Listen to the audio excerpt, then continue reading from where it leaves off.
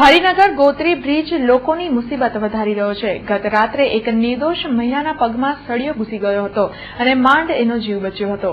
જો કે આ ઘટનાથી બ્રિજના કોન્ટ્રાક્ટરની બેદરકારી છતી થઈ હતી। હરિનગર ગોત્રી બ્રિજ નિર્માણ સાથે વિવાદોમાં સપડાયો હતો। બ્રિજના ઇજારદાર રચના કન્સ્ટ્રક્શનની કામગીરી સામે પણ વિરોધ થયો હતો।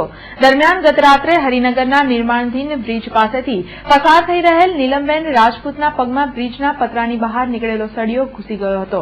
કોન્ટ્રાક્ટરની બેદરકારીના કારણે બનેલી ઘટનામાં નિર્દોષ નીલમબેન દર્દથી કણસતા હતા। ઘટનાને પગલે લોકટોળા જામી ગયા હતા। 108 એમ્બ્યુલન્સને જાણ કરાઈ હતી, જો કે 108 પણ મોડી પડી હતી।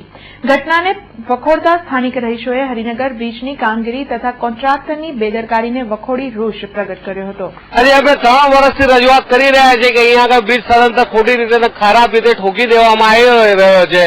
વારંવાર પૂરેપૂરી પુરાવા સાથેની રજૂઆત સિવાય પણ કોઈપણ જાતની કોઈપણ રજૂઆત અમારી સાંભળવામાં આવી નથી। બધા કાઉન્સિલરો અને મેયરો સુધા બધા વેચાઈ ગયેલા છે અને જયારે આ ઇજારાદારને આપણે બધે હવાલે કરી દીધો હોય એવો હાલ અહેવાલ છે। એના સાઈડ રોડની કોઈપણ જાતની સગવડ નથી, પહેલા નથી પછી, અને આજુબાજુ આડેધડ પતરા ઠોકીને આડેધડ સળિયાઓ ઠોકીને આજે જે જીવલેણ બધા પ્રસંગો થઈ રહ્યા છે, એક્સિડન્ટો થઈ રહ્યા છે, એની કોઈપણ જાતની કાર્યવાહી અમને નથી લાગતું કે ટૂંક સમયમાં કશું થઈ શકે। આ એક ચક્રી ભાજપનું શાસન છે અને ત્યાં આગળ બધા માત્ર પૈસાના દાસ થઈ ગયા છે અને સામાન્ય પબ્લિકનું સાંભળનાર કોઈ જ નથી અને એની અમને ઘણું જ દુઃખ છે। માટેની અમે રજૂઆત કરી, તેમ છતાં કોઈ જાતના એક્શન લેવાતો નથી।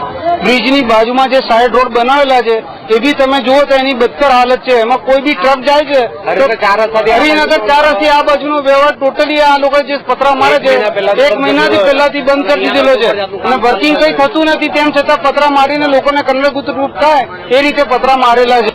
તો ઘટના સ્થળે પહોંચી ગયેલા કોંગ્રેસના યુવા નેતા ધર્મેશ ચૌહાણે પણ હરિનગર બ્રિજના નિર્માણ સામે વાંધો ઉઠાવતા રચના કન્સ્ટ્રક્શનને બ્લેકલિસ્ટ કરવાની માંગ ઉચ્ચારી હતી।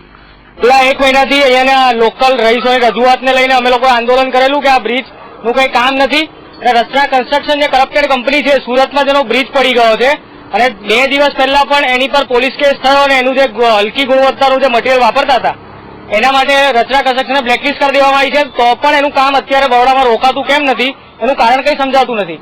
અને બીજી વસ્તુ, હમણાં એક આંટી બિચારા વ્હીકલ લઈને જતા હતા અને અહીંયા છૂટો સળિયો એમના પગમાં ઘૂસી ગયો આખો। 108 જયારે અમે બોલાવી તો અડધી કલાકે 108 અંદર આવી શકે એવી રીતે અહીંયા કોઈ જગ્યા જ નથી રાખી કંપનીએ કે અંદર આવી શકે 108 પણ। એટલે લોકલ સ્થાનિકોની રજૂઆત એવી છે કે બ્રિજની કોઈ જરૂર નથી ને બ્રિજના રચના કન્સ્ટ્રક્શનને બ્લેકલિસ્ટ કરો।